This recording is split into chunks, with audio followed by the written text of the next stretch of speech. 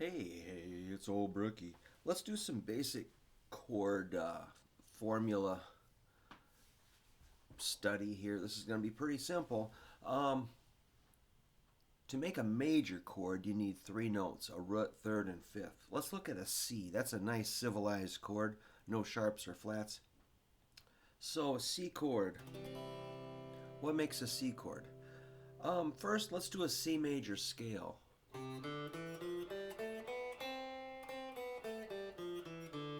If we count the notes, you'll find there's about 8 notes in there. 1, 2, 3, 4, 5, 6, 7, 8. And that's where you get those numbers like C9 or C7 or C major 7 or C add 2 or suspended fourth or 13 or something like that. All right, from the notes in the scale. So let's just check that out and then we'll get into some chord stuff. C is the 1, D is the 2, E is the 3, F is the 4, G is the 5, A is the 6, B is the 7, and C is the octave, or 8, or 1, same thing.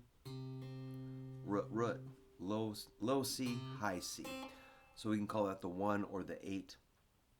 So again, 1, 2, 3, 4, 5, 6, 7, 8. C, D, E, F, G, A, B, C. To make the major chord, you need 3 of those notes. The 1, 3, and the 5. If you make a C chord, you'll find them right here. Root, third, fifth. If you're doing vocal exercises, 1, 3, 5. Try to sing that. C, E, G.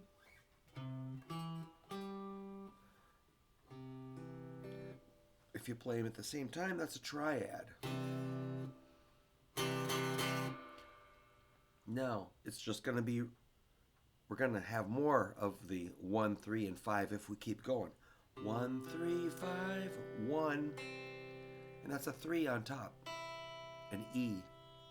So to make a C major chord, you need C, E, G, which you could find them in different places on the neck. But let's not go crazy right now. Now to do an inversion, this is root position where we start with the root as the lowest note, followed by the third and the fifth. But you can invert that to where you have, if E is the lowest note, that's your first inversion. That would be E, G, C. So C, D, E. We're going to start with the third.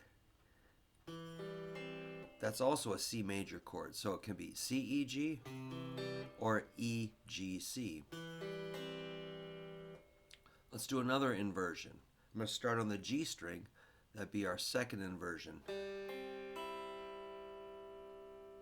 G, C, E. That's our fifth, root, third.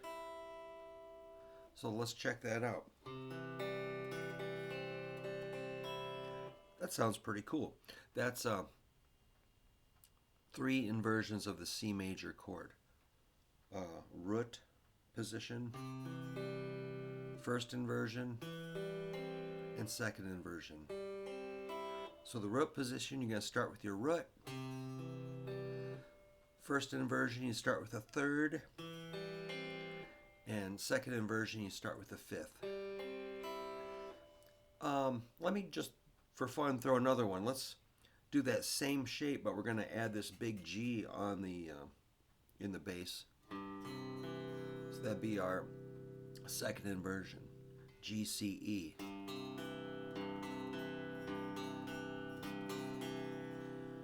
And while we're at it, we could do, all right, so that's our second inversion. Our first inversion, that one doesn't really work as something you could strum, but that's an E, G, C. Once you get this, you can find it all over the neck. Like here, I'm just play a couple. Here's some.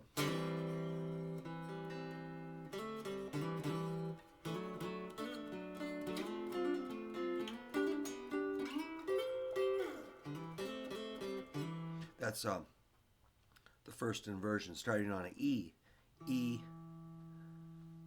G, C.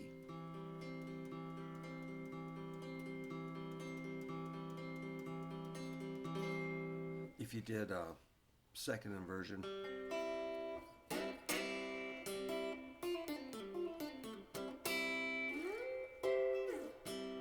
or here's root position, or here. And you can find them all day. Here's that's a second inversion, G, C, E. They're all over the neck, and once you get those down, you can also skip a string, or widen the.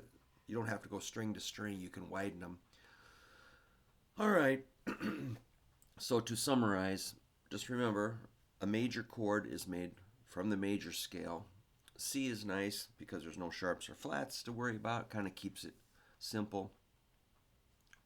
Root position is 1, 3, 5. First inversion 3, 3, 5, 1, and second inversion is 5, 1, 3.